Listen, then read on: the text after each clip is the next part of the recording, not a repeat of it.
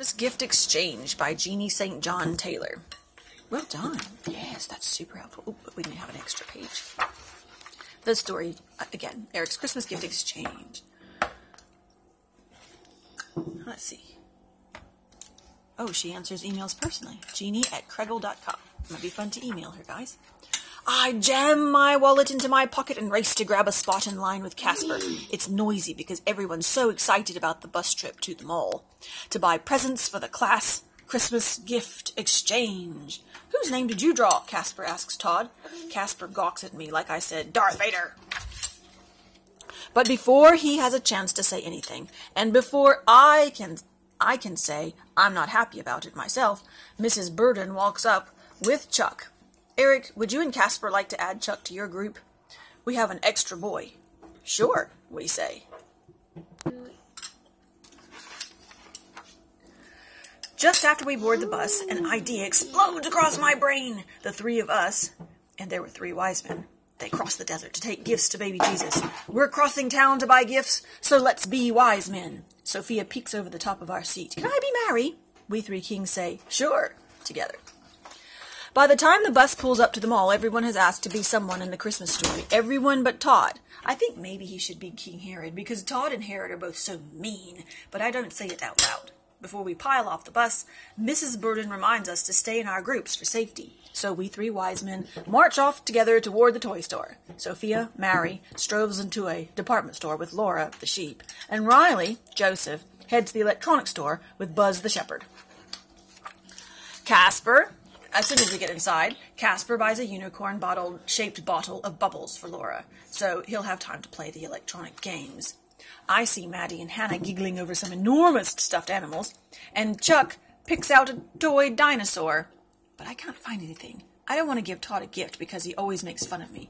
I wish I had drawn someone else's name. That is difficult, isn't it?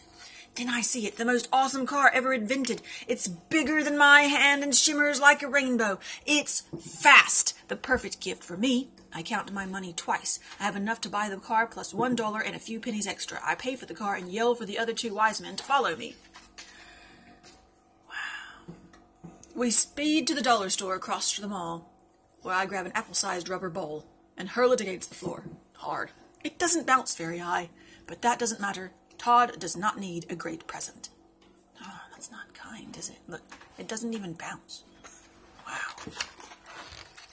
Back at the bus, we're all too excited to stay still. Sophia Mary hauls a baby doll up the stairs, but there isn't room to put it in the seat with her, so Mrs. Burden stores it at the back of the bus.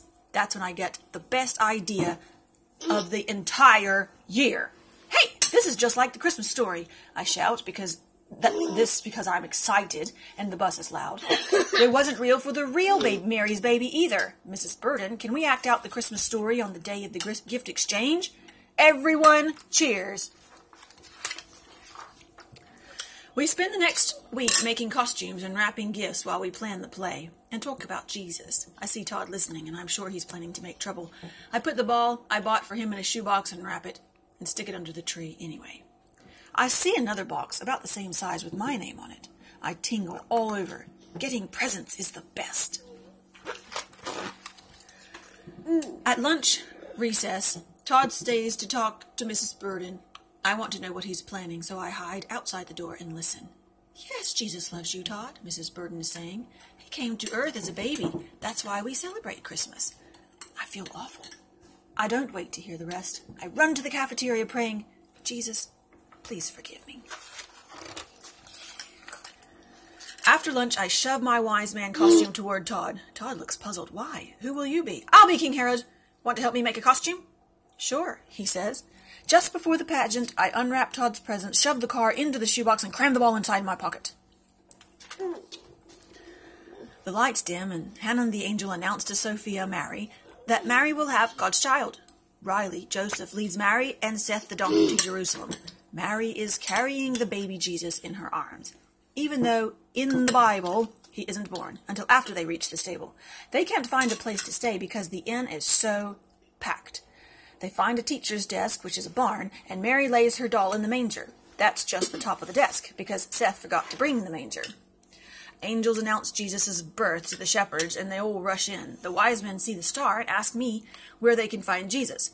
I cross my arms and look mad because I'm mean old King Herod. But I feel happy because Todd's face is shining brightly enough to be the star. I can tell he finally understands Jesus is the reason for Christmas. I think he even knows that Jesus loves him. Also helps that the boy is being nice to Todd, isn't it? Afterward, we open presents. When Todd sees the car, his face looks like someone dunked it in joy. My heart feels like it's whirling around in a bucket of happy bubbles. Now, I understand that giving presents is even better than getting them. There's a huge surprise when I open my present. It's the same awesome car I gave Todd, and a note inside the package says, "First I bought a ball for you at the dollar store. Later I decided to give you this car, Todd." We grin at each other. I think maybe we'll be friends now. And that's the end. So isn't that great? Because he decided to be nice to Todd, he actually ended up with a friend. I like that story.